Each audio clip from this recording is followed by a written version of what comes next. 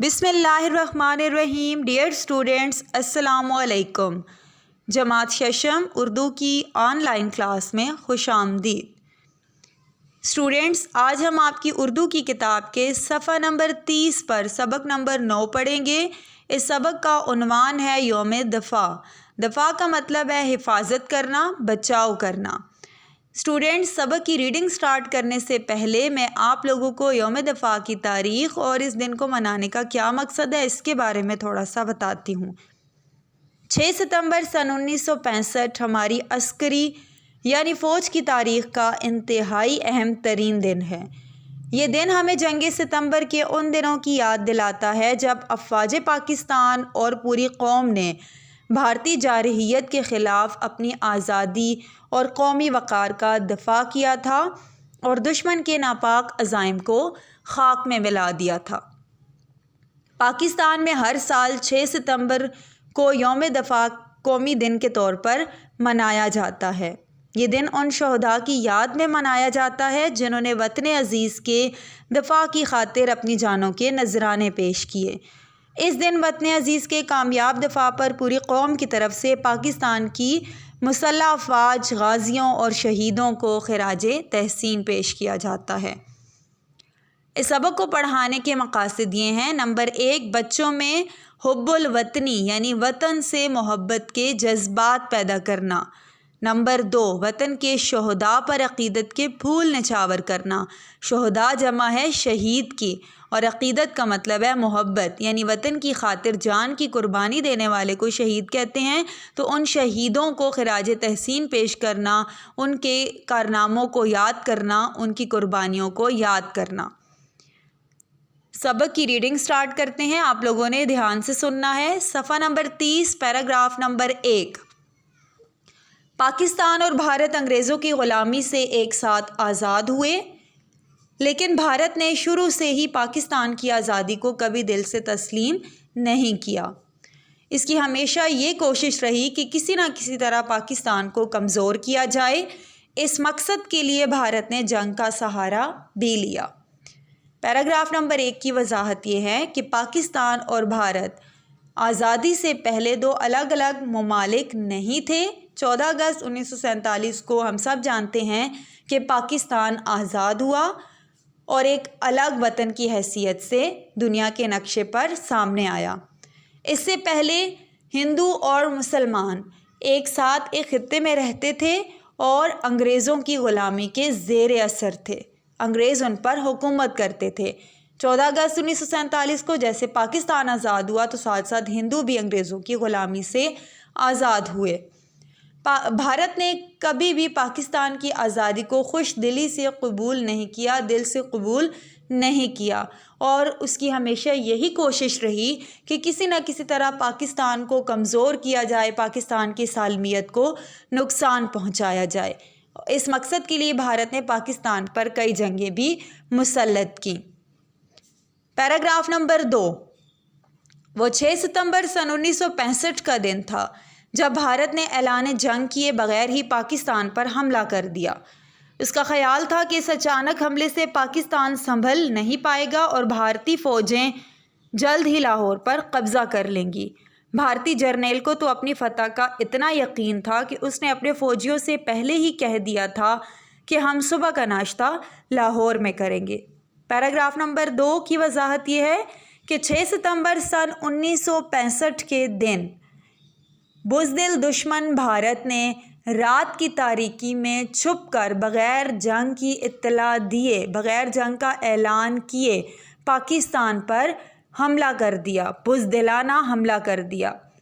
اس کا خیال تھا کہ پاکستان اس اچانک حملے سے سنبھل نہیں پائے گا، اس اچانک وار کو برداشت نہیں کر پائے گا اور ہم پاکستان پر قبضہ کر سکیں گے۔ بھارتی جرنیل کو اپنی فتح کا، اپنی کامیابی کا اتنا غرور تھا، اتنا یقین تھا کہ اس نے اپنے فوجیوں کے سامنے یہ دعویٰ تک کر دیا تھا کہ ہم اگلی صبح کا ناشتہ لاہور میں کریں گے۔ جرنیل فوج کا ایک بہت بڑا عہدہ ہوتا ہے۔ پیراگراف نمبر 3، بھارت جنگی ہتھیاروں اور فوجیوں کی تعداد کے لحاظ سے پاکستان سے زیادہ طاقتور تھا، لیکن پاکستان کی شیر دل افواج نے اس بزدلانہ حملے کا ایسا منہ توڑ جواب دیا کہ دشمن کے ارادے دھرے کے دھرے رہ گئے اور لاہور پر قبضہ تو دور کی بات ہے، بھارت کو اپنا دفاع کرنا بھی مشکل ہو گیا۔ پیراگراف نمبر 3 کی وضاحت۔ بھارت پاکستان کے مقابلے میں کئی چیزوں کے لحاظ سے زیادہ طاقتور تھا۔ بھارت کے پاس جنگی ہتھیار بہت زیادہ تھے، بھارت کے پاس فوجی بہت زیادہ تعداد میں تھے، بھارت کے پاس اسلحہ بارود وغیرہ بہت زیادہ تھا، لیکن پاکستان کی بہادر افواج کے پاس سچے جذبے تھے، جس کی بنیاد پر انہوں نے بزدل دشمن کا بے باکی سے مقابلہ کیا، اس کو منہ توڑ جواب دیا، بھرپور جواب دیا کہ دشمن اپنے ارادوں میں ناکام ہو گیا، دشمن کے ارادے ناکام ہو گئے، اور لاہور پر قبضہ جس کے بارے میں بھارت نے دعویٰ کیا تھا، بھارتی جرنیل نے دعویٰ کیا تھا، وہ تو ان کے لیے ایک خواب بن کر رہ گیا، وہ قبضہ تو دور کی بات تھی، بھارت اپنا دفاع کرنے میں بھی اس کو مشکل پیش آنے لگی، ان کو اپنی جانیں بچانی بھی، اپنا بچاؤ کرنا بھی مشکل ہو گیا۔ Paragraph number 4۔ 17 دن تک جاری رہنے والی اس جنگ میں بھارت نے 600 ٹینکوں کا استعمال کیا۔ یہ دوسری جنگ عظیم کے بعد ٹینکوں کی سب سے بڑی لڑائی تھی۔ ٹینکوں کی اس یلغار کے باوجود بھارت کو منہ کی کھانی پڑی۔ زبردست نقصان اٹھانے کے بعد اس نے خود صلح کے لیے کوششیں شروع کر دیں۔ اس طرح 23 ستمبر سن 1965 کو یہ جنگ بھارت کی ناکامی اور پاکستان کی کامیابی پر ختم ہو گئی۔ ڈیئر اسٹوڈنٹس، پیراگراف نمبر 4 میں کیا بتا رہے ہیں کہ پاک بھارت جنگ 6 ستمبر سن 1965 کی پاک بھارت جنگ 17 دن تک جاری رہی، اور اس جنگ میں بھارت نے کتنے ٹینکوں کا استعمال کیا؟ 600 ٹینکوں کا استعمال کیا بھارت نے پاکستان کے خلاف سن 1965 کی جنگ میں۔ دوسری جنگ عظیم کے بعد بھارت اور پاکستان کی سن 1965 کی جو لڑائی تھی وہ ٹینکوں کی سب سے بڑی لڑائی تھی۔ پہلی ٹینکوں کی سب سے بڑی لڑائی دوسری جنگ عظیم میں ہوئی، اور اس کے بعد سن 1965 کی پاک بھارت جنگ ٹینکوں کی سب سے بڑی لڑائی تھی۔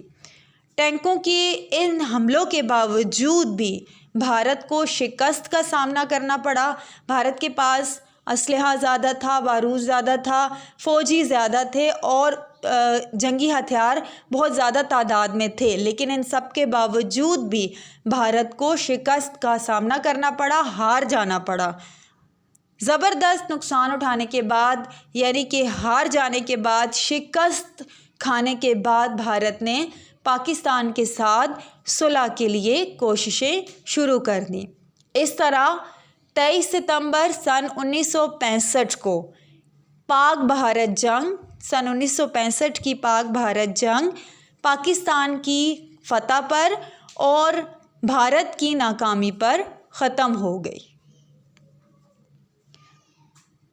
مشکل الفاظ کے معنی: دفاع، حفاظت، تسلیم کرنا، ماننا، قبول کرنا، فتح، کامیابی، منہ توڑ جواب دینا، بھرپور جواب دینا، بے باکی سے جواب دینا، بغیر ڈرے جواب دینا۔